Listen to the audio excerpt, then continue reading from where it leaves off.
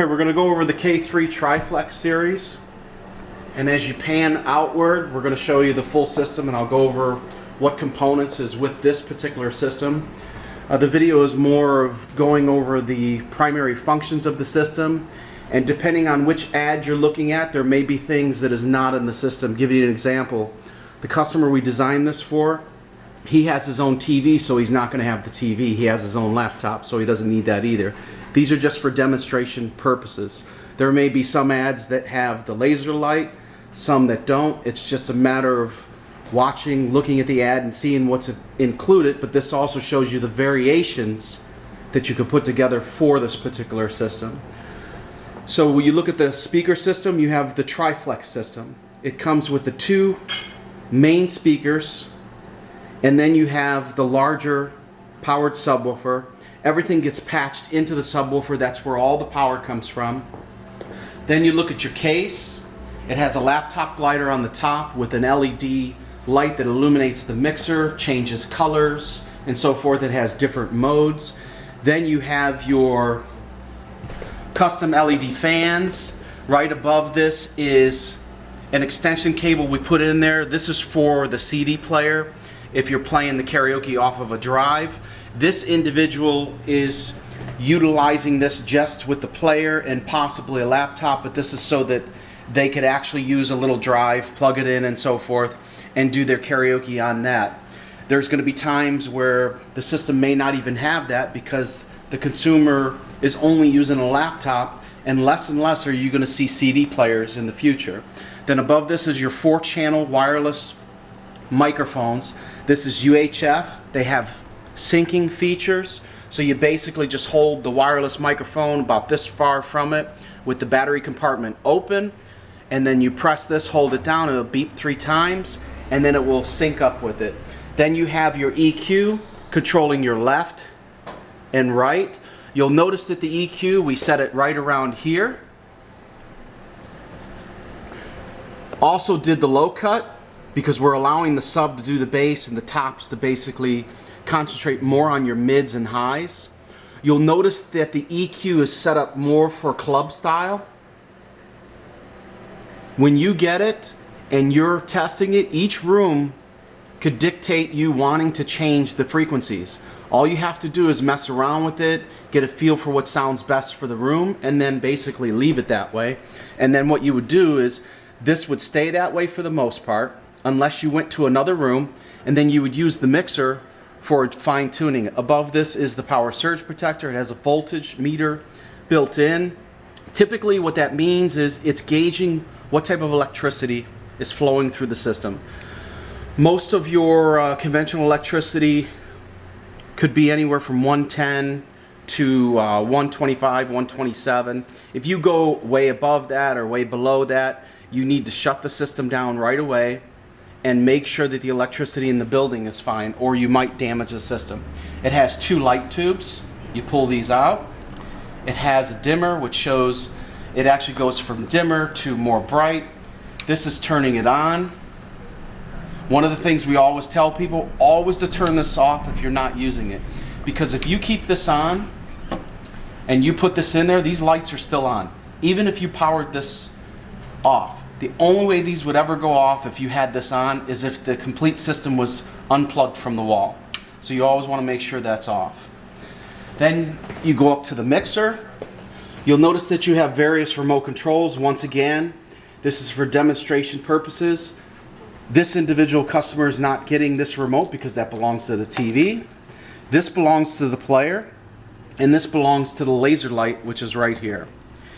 Then you have, of course, the laptop for demonstration purposes, and then you have the LED cooling fan. The mixer itself, you have it set up with your microphones. They're all color-coded, including the microphones as well, so that if someone's out on the stage and you're looking at an orange windscreen and you're looking at this, you know that that's orange, you know that that singer is number 1. Okay, and this is not only used for mic inputs, it also has line inserts. So let's say you wanted to hook up a guitar, keyboard, etc., you're able to utilize the mixer that way.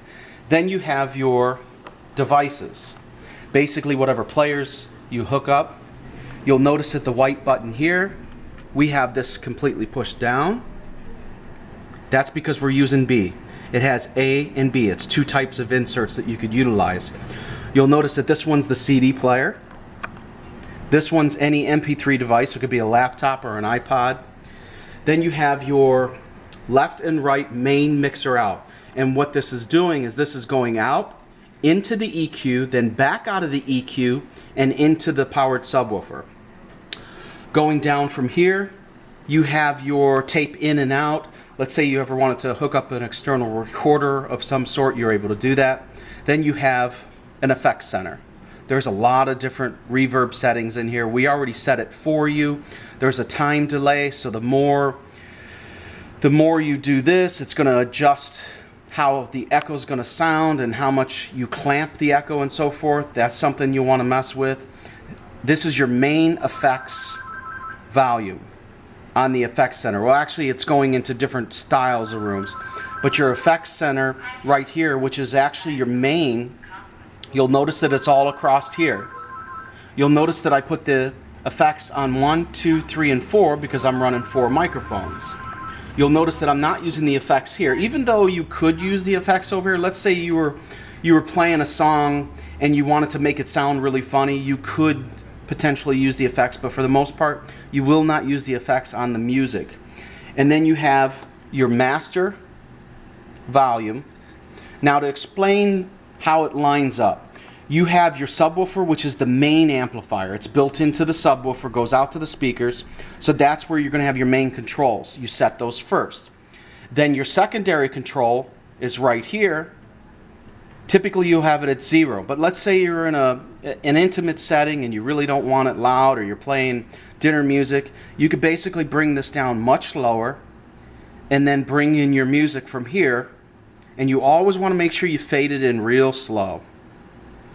But when you're up here, of course it's going to pick it up much louder, as opposed to down here where you would have to go much further up to get that loudness that you would automatically get when this is open.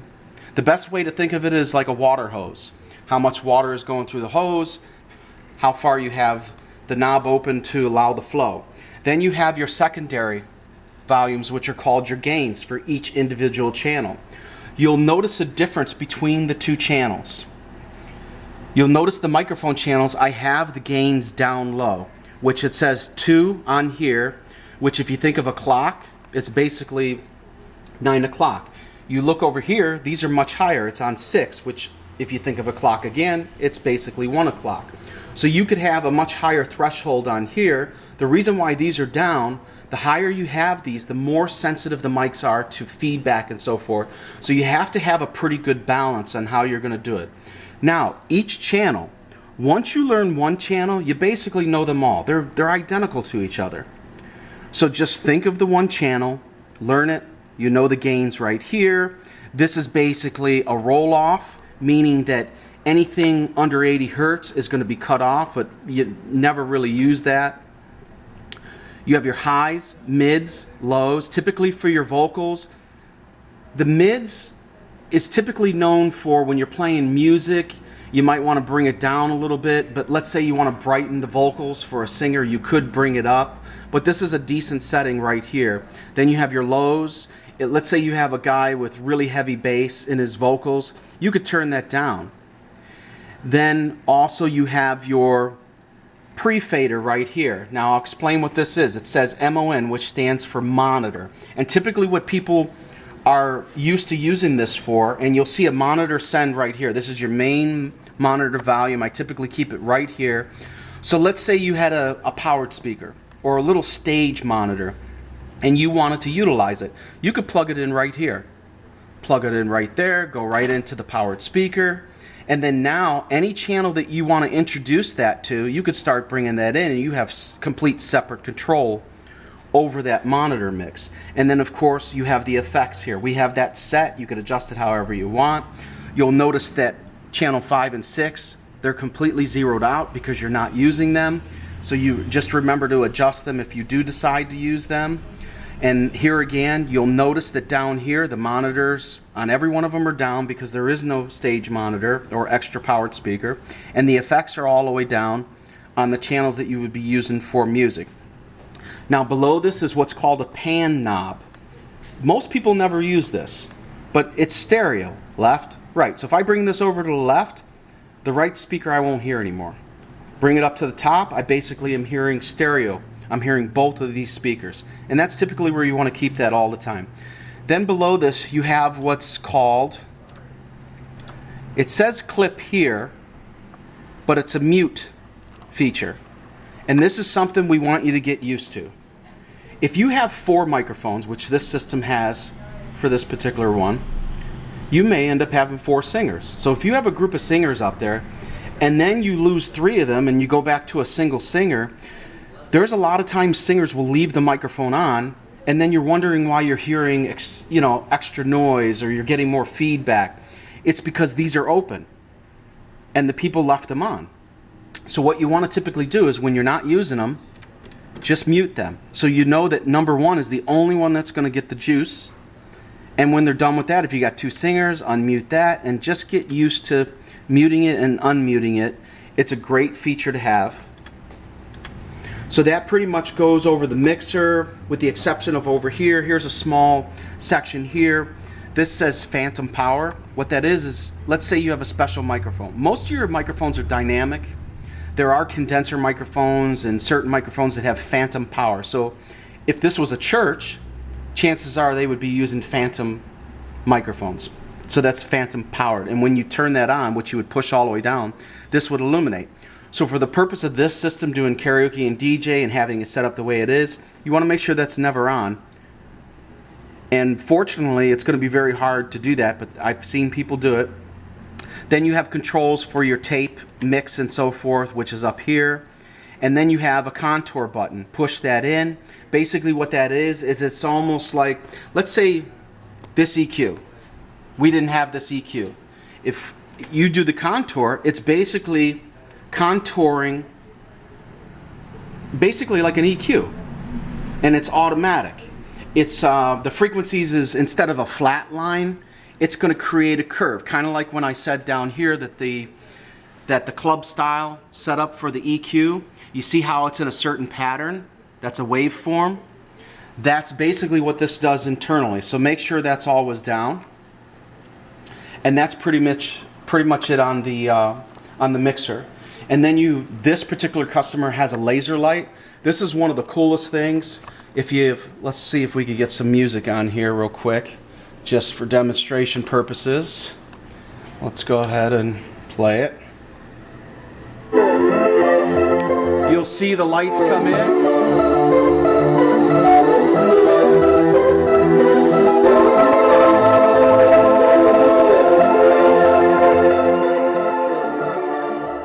Now the further you have this laser from the wall or ceiling, the better it is. It has really good coverage, and this laser is under $100. So it's a huge benefit to add to any system, whether you're just doing karaoke, whether you have it for the home, because the first time you throw a party and there's kids, they go nuts over this. And then one of the future things we tell people to do is add a fog machine, and what will happen is, right now, if I put my finger there, you could see the ray, but you don't see the ray shooting to the wall. If you did a fog machine, you would see from point A to point B, and it's really cool to see that whole tunnel.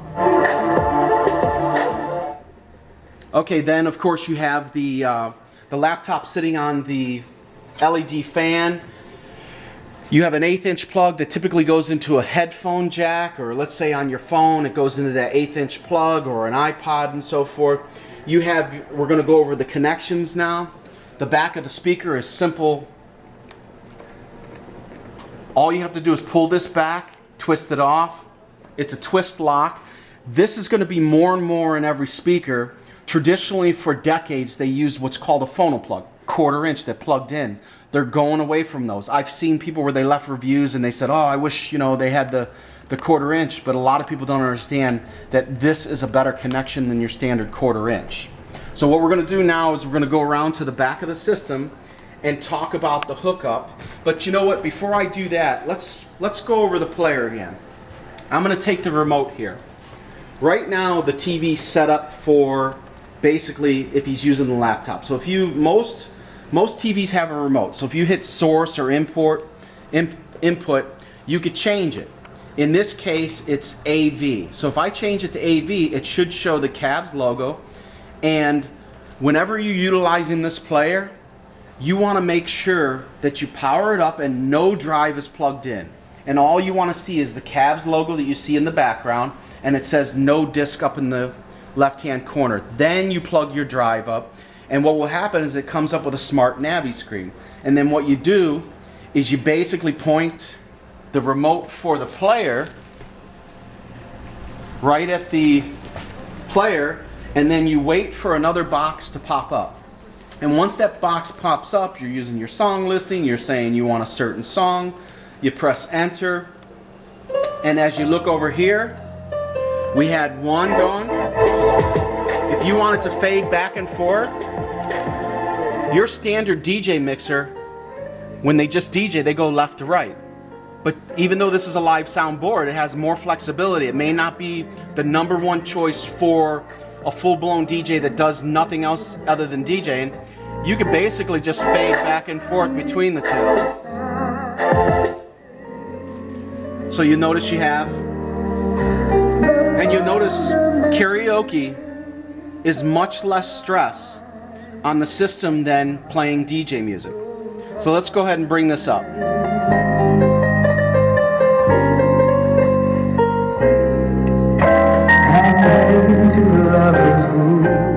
See how it barely even went in on this?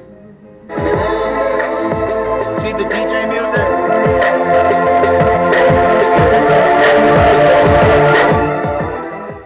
So you see how the DJ music is it's a much stronger signal than traditional karaoke. So you want to make sure that you watch. You're always going to adjust it differently. One of the things we will tell you is on the back of the subwoofer, there is basically a signal light back there. Even this board is super efficient. It's probably one of the most efficient boards that we've run within this price range, and it just takes a lot. It has a lot of headroom for it to go up. One of the things you can mistake it for is if all you're doing is watching this and you're maxing out the music and it's still in the green, that doesn't mean you're not in trouble. Because just use your ears. As you go up loud, blistering loud, and you start to hear distortion, you know you should back off. And most often when it's really loud, I never go past -6. If it's like the karaoke, I could go up to 0, but I still wouldn't want to. You know, karaoke, you'd probably be right around here. Just adjust it to your ears. But we're going to go around to the back right now, and I'll show you the LED on the back. Something that you want to look at when you are. So even though you're playing the music, and it's showing that everything's fine in the front, you always want to take a look at this. This is your power peak. You'll notice that the sub level is up on max right now, but typically I'll have it right around here. You could have it here to here. You could even have it max, but you have to pay attention to this. So you want to occasionally look at that if you feel that you're really pushing the system. And what you do is you come back here. If you see it in the red, then what you do is you adjust it a little bit. In fact, I'm going to try to get it to go in the red. I'll play a song. Just go ahead and keep the video on the LED light, and we'll go ahead and bring in a song.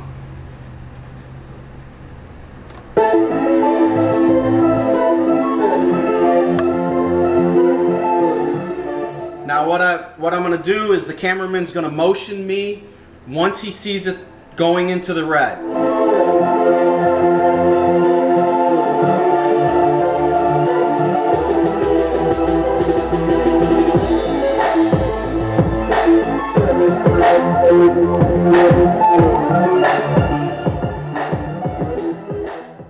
Okay, he just motioned me, and on the front of the mixer, I was in between -12 dB and -6 dB.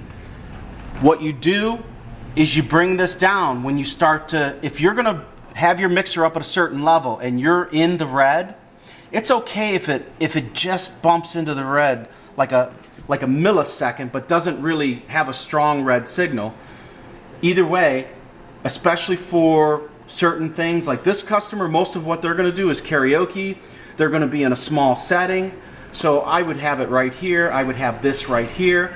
Even though you could put the master level up here, but what happens is when you do the master level, it's going to bleed more noise through the system when you're not playing music and so forth, and you may even hear a laptop through the system. But typically this is probably the best scenario right here. Don't be afraid to turn this up a little bit if you absolutely have to. Just always be mindful of these LEDs. Now the connections. We're going to look at the back of the system from here. And what you have back here is we're looking at the back of the mixer right here. And what I did was, for this particular customer, we set up basically like a premier package where you have the 4 microphone cables that go right down to the wireless. 1, 2, 3, 4. Then you have your left and right, which goes into the EQ. Then you go back out of the EQ left and right, and you go to longer cables, which feed right to this subwoofer. And they're labeled to make it real easy for you. And then, once again, the speaker cable. You have one that goes to the speaker, then you have the other one that goes right to the subwoofer. You simply have your main power. If you could plug this up directly into the system, I suggest you do it.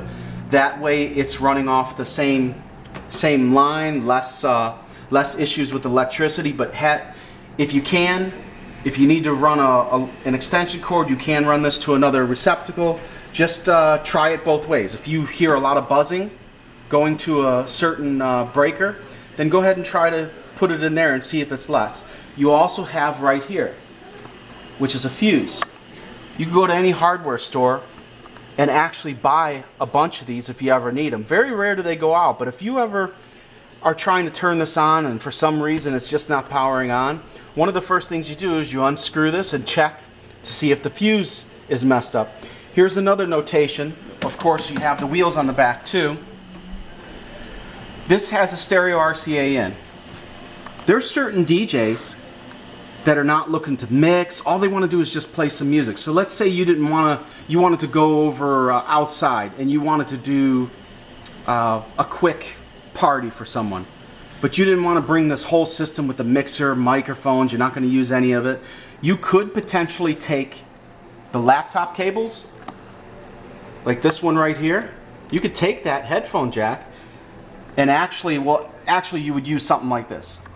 Dual RCA. So you would go to this channel and then you would plug right into here, and you want to make sure wherever you have this volume, when you're running your device, you want to have that volume all the way at 0 before you even use it, and then slowly bring it up. You'll notice that you have a lid right here. I only did this just as a demonstration. It's going to be up to you how you want to do it. You could have this completely off so you have real easy access to the microphones. I put the batteries here. I would tell you to buy some really good batteries. Leave these in there as emergency backup. I even tell people to buy the Energizer recharging stations. You could get those at Costco's or Sam's Club, any place like that. And you'll notice, I was showing you earlier, this is a much longer cable, because you may want to put this system in one place and this subwoofer much further away from the system. Okay, that's pretty much it on the hookups. You see that you could close this. You could feed all these cables through this hole if you want to. Just set it up however you want. You could put that on there. Even if that lid's on, you could go in here, basically slide the laptop glider forward. Now, not all systems are going to allow you to, let's go around to the front. Not all the systems are going to allow you to bring this fully down and then put the lids on. So there's going to be times where you have to unplug this LED strip right here, leave that attached, carefully slide it up and off and then you put your lid on. And if for any reason the lid is hitting this, basically I would tell you to use a towel, bubble wrap, anything you want, and just carefully take these off, set them down. Same thing with these.